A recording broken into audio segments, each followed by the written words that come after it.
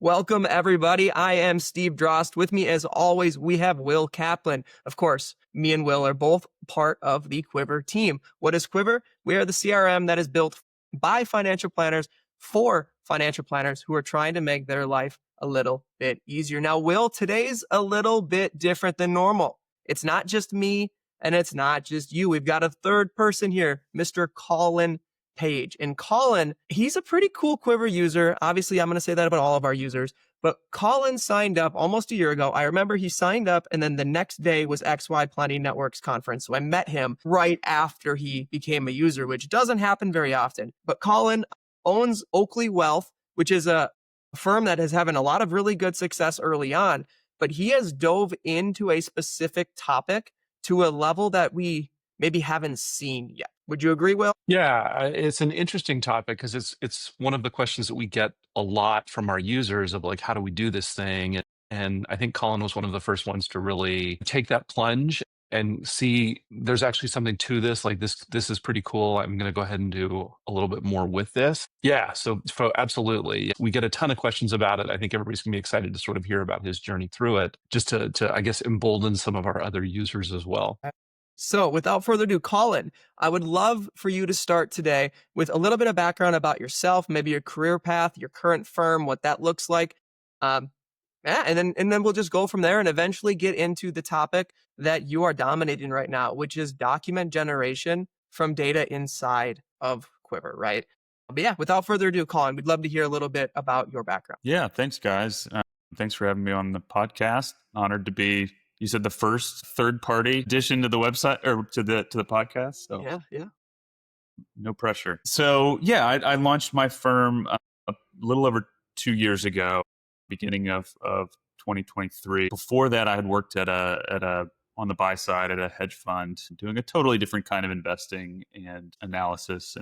And before that, I was a teacher for a couple of years right out of college. Did Teach for America in Baltimore. Make a long story short, I had came to financial planning. My parents had a financial advisor who was a CFP and a fee-only advisor, and I benefited a lot from that relationship. This advisor helped my wife and I out as we navigated, buying our first house and paying off school loans and whatnot. And so I saw firsthand what an advisor like that can do for a family. And when the fund I was working for shut down because the founder wanted to retire, I knew I didn't really want to stay in that world. And I wanted to do something more altruistic or help real people. I didn't know any of our investors fund and the work I was doing, it was interesting. I was around really smart people, but I didn't feel like I had much of an impact or connection to people's everyday lives. So that's kind of what brought me to this world and what led to launching Oakley a few years ago. Awesome. I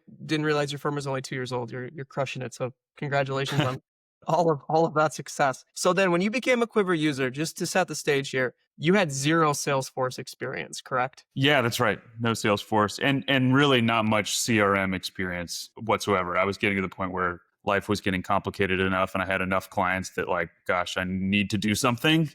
But I didn't want to spend a whole bunch of time setting up the wrong things. And that's a very common theme. If we look at the individuals that maybe whether it's book a demo for Quivr or even become a user, they are all hitting some sort of a wall and they have to decide, how am I going to solve this? Is it increasing my operations? Is it throwing people or money at the problem? Is it a combination of both? So totally understand that. Just like when you get a new client, it's often that they're facing a life event and it's the same thing with Quivr, which is great. So one thing that you did right away and you took complete ownership of it was your data. I remember the first few months when you got into that system, like you came to office hours regularly, you were asking questions, you started figuring out how can I get the right data into the system because you had an end objective to start creating a bunch of very powerful documents outside of Quivr, using that data to then, push up a button, you get that stuff, right? Can you just tell me a little bit about that journey and, where you started and what your end objective was and is? Yeah, I mean, I think what's so cool about Quivr is all the different types of data that you can put into it, and then what you can do with that data once it's in the system. So, I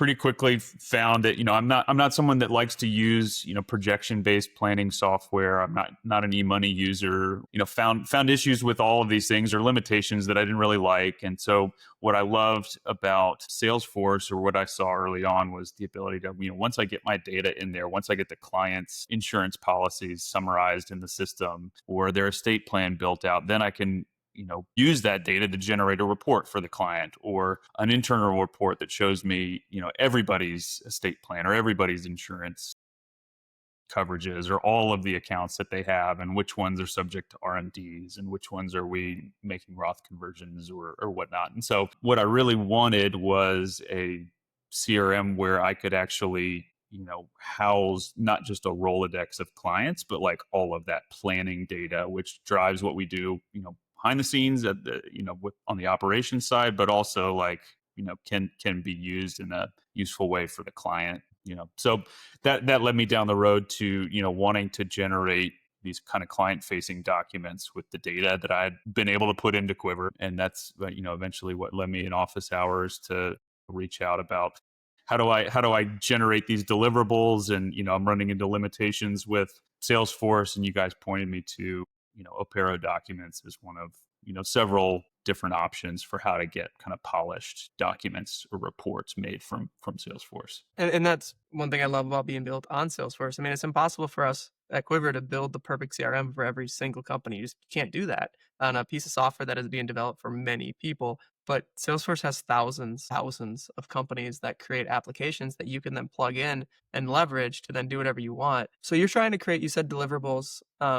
Can you give us an example of some of these deliverables that you're building or you're trying to create? Yeah. So the first one I created was an investment policy statement, and so it's got both the client's risk tolerance questionnaire results in it. It's got a summary of their main objectives and detail about like what our allocation is for them at the household level, and some other fields that just describe. So that was the first document, and it pulls all these fields exist within Quivr, or I created custom fields for the ones that I wanted to have in there.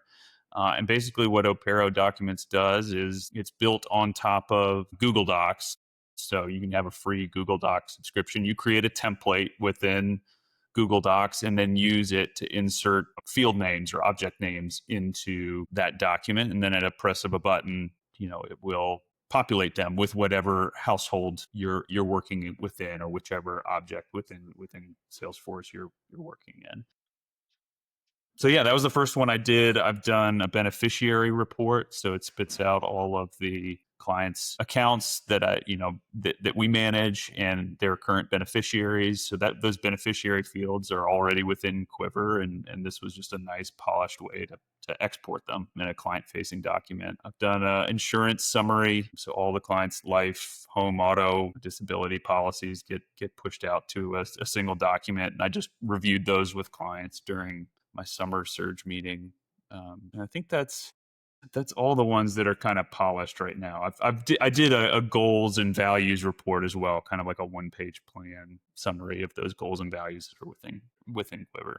Colin, how long did it take you to get the IPS together? The first one took the longest, for sure, just figuring out, how Salesforce works. I mean, you have to have a little bit more knowledge, or I guess you learn kind of by doing, where each of these fields live, and, what object or record type, or, can be found within different places. And so that one definitely took the longest. And you figure out, little tricks along the way.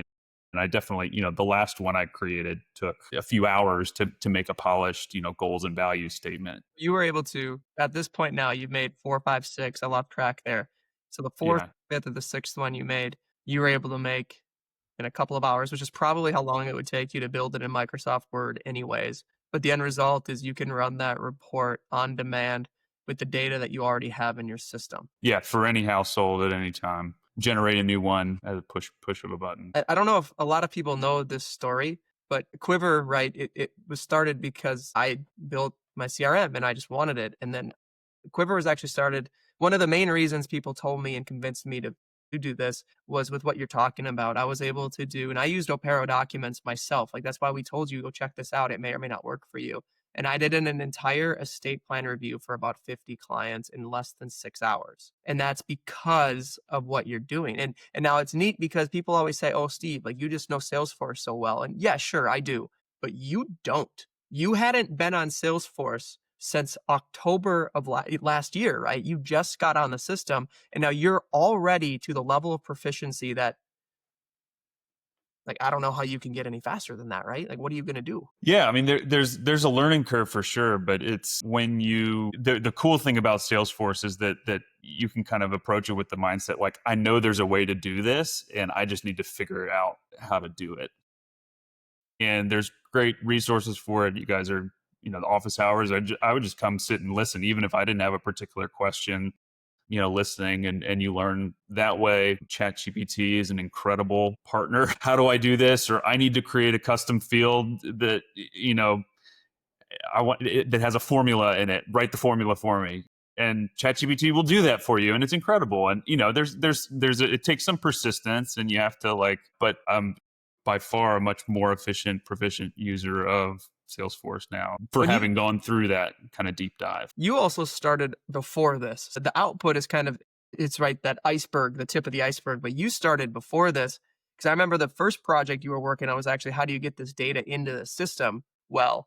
And you were one of the first users to really, really go deep into various forms to get that data pushed into Quivr. So you've kind of got both ends now, right? The input and the output mastered, I would say, right? Because the IPS, a lot of those are subjective data points that you need to ask the customer or your client, or you said, I think, risk tolerance questionnaire. You have that information is there as well. So how are you gathering that data to make the creation of these even simpler? Yeah, so the risk tolerance questionnaire, I use JotForm, and JotForm has some native links with Salesforce, and so you can basically create a new risk tolerance record within Quivr based on the form that the client filled out. So I can email them. I've got an email template that has a link to this JotForm. The JotForm pulls in the client name and household, and if they've taken the quiz before, it pulls in their last score, which is cool. And then they take the survey, and the output of that gets then stored as a new record within Salesforce. And then the end result is you push button, you get IPS that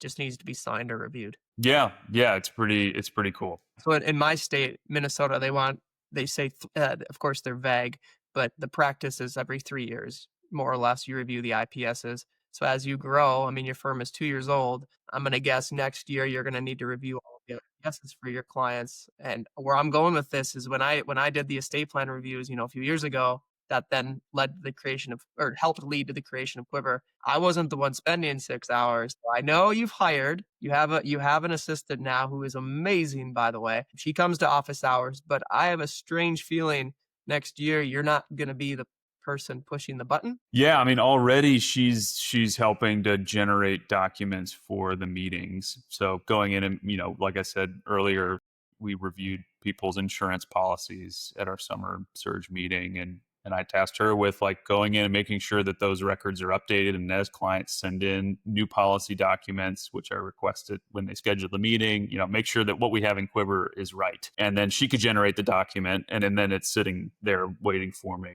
Love that. You've turned your entire process. You have your entire process ironed out. So now the only potential issue is inaccurate data, or data integrity is what we like to call it. Yeah. And that can be delegated down to a VA or, a CSA or something like that. So you've now been able to delegate almost all of your meeting prep, your big deliverables, your value adds, right, to somebody that's fairly inexpensive and easy to train. Is that fair? Yeah, I mean, I don't want to sell her short. No, she's great. She's she's also she's also a CFP. So I didn't have to train her, what a whole life policy is and that sort of thing. And so, yeah, you definitely, I mean, you get what you pay for in an assistant, and there are different ways to do it for sure. But yeah, it's been cool to start kind of really unlocking that leverage, and it's definitely, I mean, still a work in progress. We're still figuring out each part of my service calendar. Okay, I feel like we got this part down. Now I'm working on the next thing, which is how can I use Quivr to track RMDs and use it to track Roth conversions, things like that there's going to be some interactions with the client, but a lot of it's like repeatable, data driven. And so if you can get good data into the system and have systems that make sure that you do the right things with it, you can be really efficient with how you manage those sorts of things. I love that we all sort of were struggling with the same problem. Like we have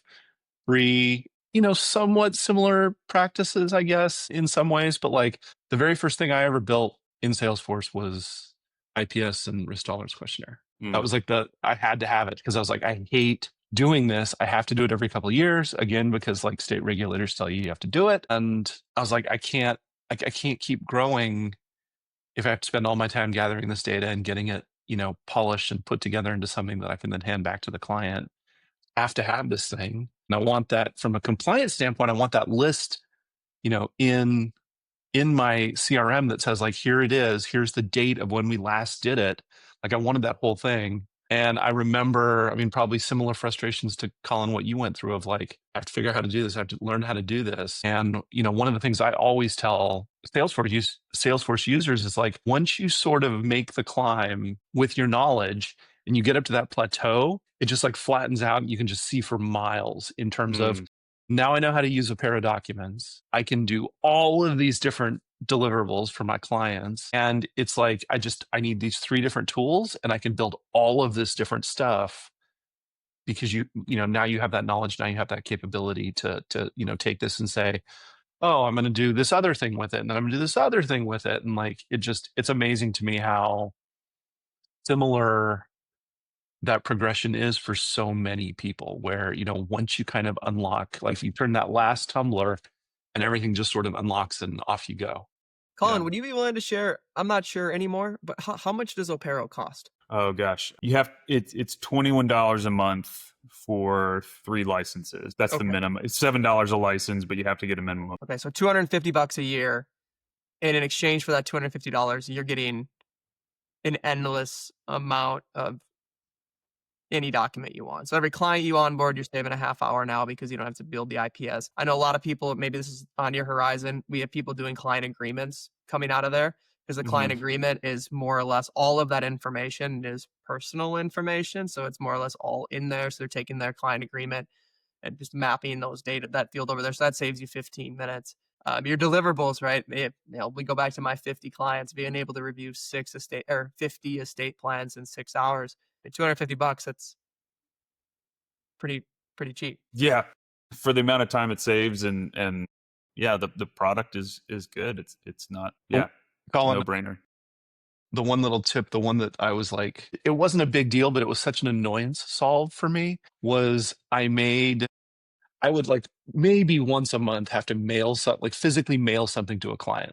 And it drove me absolutely bananas because like I'd create an envelope and then I would have to create the return envelope. And, I wanted to have like stamps on everything so they can just drop it in the mail and send it back. And like, it's just easy as I can put. But like, I just made envelopes in Salesforce. And so like I would push a button and out would pop a envelope with the return address is mine and the address is the client. And then I would go to the client record and it would be like back to me. And it was such a stupid thing. Like it was one of those like light bulb moments of like, I hate doing this. I've got the IPS. I'm just going to make a stupid mail merge envelope where I don't have to do this anymore. And I can just hit print and it shows up on the printer. Yeah. I loved that one. You probably don't mail stuff to clients, or, maybe you do, but like I found that it was just, I dreaded that. Hey, could you just put this in the mail? Because I don't really understand how to use DocuSign. I'll just sign it hard copy. And I was like, but like this one helped fix that one for me too. Yeah. Again, that plateau of you just kind of go everywhere with this stuff. Okay, so like bigger picture, now that you've kind of got this figured out, what types of things do you feel like you would like? What's your wish list for Quivr that you could say like, well, now that I know that this type of stuff is possible, what else do I need out of this system that would just be transformative, would be amazing? Good question. I think one of the things that I would like to be able to do in the system is managing client tasks. So, it's great for managing the firm tasks, what we have to do. But in the way that I communicate with my clients after a meeting is just sending a recap email with their, here's what we talked about and here's the 3 things you need to do and the 2 things I need to do. We'll meet next in October. I don't have a great system right now for tracking like what that I need the client to do. And that, I mentioned like having the goals and the values already in Quivr. That's super powerful. And my admin has said like it's really helpful to be able, I don't know this household like you do, to be able to just pull that up and see, but to like round out the kind of one page plan deliverable with like the client tasks would be a game changer, because I love that way of planning. Is keep everything important on one page. We've got what are we doing here? That's the financial purpose statement. We've got, here's our 8 goals: college funding, retirement savings, blah blah blah, and then here's like all the things you need to do to get us closer to those goals. So that would be on my wish list. It's interesting that you say that, because like that was the part of Salesforce that just totally revolutionized my practice, is when I started sending that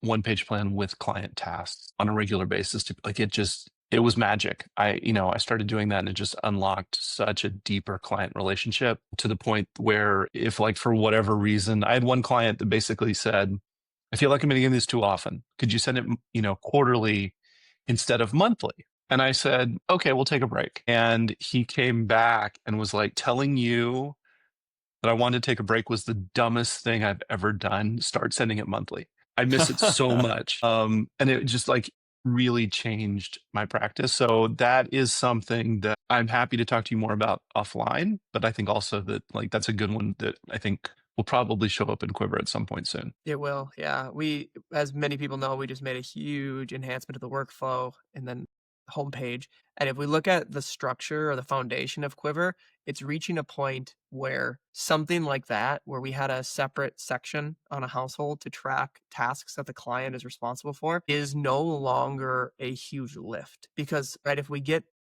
that, which creating that, I mean, as you know, like you could probably go create that now, but if you were to create that, you want it to be inside of the Quivr ecosystem. So you don't want that, right? You want us to make it. But as far as actually creating it, that's not the challenging part, but it's how can we then incorporate it in other sections of the system? Well, now that the homepage is updated with 50 widgets, however many there are, and you can customize your homepage, well, there's no reason we couldn't have a widget that just tracked client tasks, because we already have that infrastructure, right? That's there. What can you do? You can query that data for your Opero documents super easily, just like you're querying your insurance. So I appreciate the feedback. I can promise you it's going to get into our roadmap. I know it's already in our roadmap, but it's going to get brought higher now, because right now, but for real, 6 months ago or a year ago, when we didn't have workflows, we didn't have the homepage, we had workflows, but we didn't have the new workflows. It would have been a really big lift, but we already did most of that heavy work with other newer sections. Does that make sense? Yeah, no, that makes a lot of sense. So I love it. Keep sharing. We could rattle off 5 or 6 users that have probably controlled 75% of the enhancements to Quivr over the last year. You're one of them. So keep sharing that. Keep sharing it, because I have a workaround in my firm. I just assign every task to myself. So if I need the client to send me a 401k statement, well, I'm going to assign that to myself and say, after we received the 401k statement, perform the analysis or whatever need be. Yeah, that way it's always on my plate. But you don't want that, because you want to be able to report that back to them in an email or inside of a one-page document. And that obviously is where the breakthrough happens, right? But okay, we'll just fix it. That's cool. Yeah, though. no, You're not going to get that this summer. So don't cross your fingers on it this summer, but you guys have been rolling stuff out like mad. I don't mean to be ungrateful or anything, or more. Give me more. Well, but it's cool. It's just once you see what it can do, you start seeing more possibilities that you could do. For sure. Well, I love it. That's really cool. What you're doing, I can't understate or overstate, I guess, how cool it is that what you're doing. My favorite part about all of this, though, is some of our more advanced users, as you'd expect, have development backgrounds, right? We got a handful of career changers on the system who wanted to get into Salesforce because they understand how to do, they know stuff that I don't even have an idea about what they're doing. But if we look at what I want to call like normal advisors, they don't have that experience. You came from the hedge fund or the fund world. I have been in the industry more or less my whole career. Will, I don't believe you have a development background, right? Yeah. Like we just don't have that. A little bit, sure. But my whole point, though, is to see somebody like you who's able to follow just basic instructions from the community and then leverage other tools. And in 10 months, you're able to go from not even being on the system to creating all of the things that you've done. That's pretty cool to me. So Yeah, I don't well, know. thanks. It's been definitely a game changer for my practice and figuring out how to do things in a way that makes sense, saves me time, and I love it. Well, good. Well, great. Thank you again for your time today, Colin. Again, I'm Steve Drost with Will Kaplan, both from the Quivr team. Colin Page, a Quivr user who is crushing the deliverables, crushing the PDFs, and the things that you can use the data in Quivr for. If you are a Quivr user, I hope this was helpful. If you have questions about Opero, the forums are pretty active, or come to office hours, or even just go to their website and schedule a demo. They have a really cool, like 7-minute video on their website that teaches you how to do more or less what Colin is doing. If you're not a Quivr user, that's okay. Nobody's perfect. Everybody makes mistakes. However, go schedule a demo, get time on my calendar, get time on Will's calendar, and let's see what Quivr can do for you and do for your firm.